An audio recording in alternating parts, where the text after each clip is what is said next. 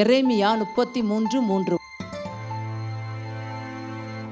என்னை நோக்கி கூப்பிடு, அப்பொழுது நான் உனக்கு என்ன செய்வேன்?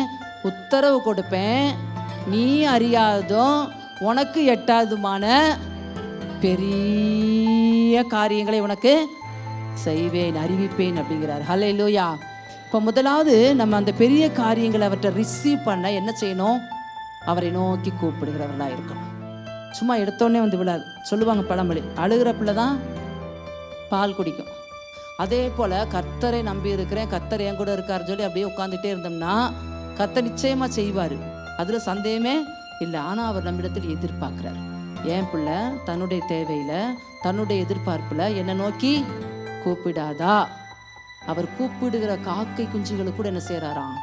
ஆகாரம் கொடுக்கிறவராக இருக்கும்போது உங்களுக்கு எனக்கு கைவிடுவாரா? கைவிடவே மாட்டார், நிச்சயமாய் நம்மை கொடுப்பார். ஹல்லேலூயா. எனவே முதலாவது நம்ம இடத்துல எதிர்பார்க்கறது, என்னை நோக்கி நீ கூப்பிடு, அப்போ நான் உனக்கு உத்தரவு ஆர்டர் போட்டுருவேன், உனக்கான காரியத்துக்காக நான் இறங்கி செயல்படுவேன். நீ அறியாது உனக்கு எட்டாதுமான பெரிய காரியங்களை உனக்கு நானே செய்வேங்கிறார்.